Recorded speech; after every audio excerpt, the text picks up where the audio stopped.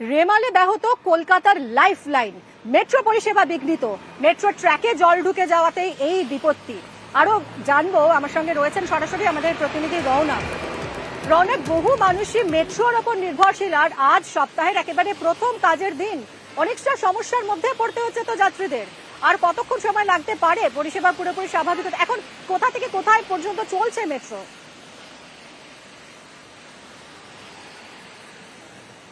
দেখো, একদমই এখন গিরিশ পার্ক থেকে দমদম এবং কবি সুভাষ থেকে মহানায়ক উত্তম কুমার পর্যন্ত মেট্রো চলাচল করছে। কারণ স্প্ল্যানেড, অন্যদিকে পার্ক স্ট্রিটে ট্র্যাকে জল জমে যাওয়ার কারণে মেট্রো চলাচলে কিন্তু বিঘ্ন ঘটেছে।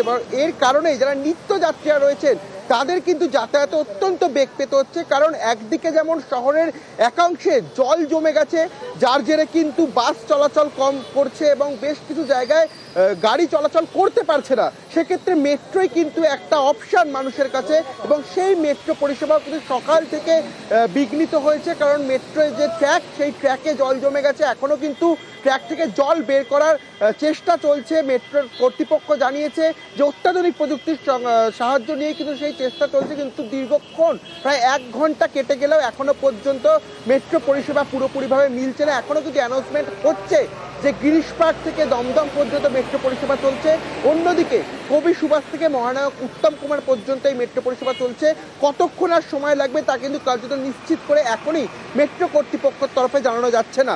কারণ যে জলের পরিমাণ তা কিন্তু বেশ অনেকটাই। পাম্পের সাহায্যে এবং অত্যাধুনিক প্রযুক্তির মাধ্যমে সেই ট্র্যাক থেকে জল বের করার কাজ কিন্তু ইতিমধ্যে শুরু করেছে মেট্রো কর্তৃপক্ষ। মিমি,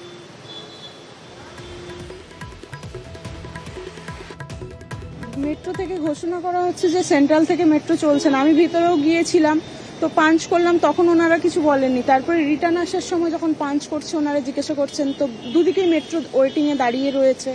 নাইট ডিউটি করে বেরিয়েছি, হসপিটাল সেক্টরে কাজ করি, তো অবশ্যই বাড়ি ফেরার তো একটা তাড়া রয়েছে। চারিদিকে জল জমেছে, বাসও পাচ্ছি না, আর এদিকে তো মেট্রোও পাচ্ছি না। मेट्रो ही नहीं चल रहा है ऐसा, बहुत दूसरा गाड़ी भी नहीं चल रहा, कैब भी नहीं मिल रहा है। बहुत दिक्कत है इसमें, बहुत दिक्कत है। वो तो सुबह से ही हम ट्रेन से उतरे तभी से ना, वो रेलवे स्टेशन से भी नहीं मिल रहा है, वहाँ से इधर आया ऑटो करके, फिर यहाँ से भी कुछ नहीं मिल रहा है। ट्रांसपोर्टेशन बंद है, ऑलमोस्ट बंद है पूरा तरह से।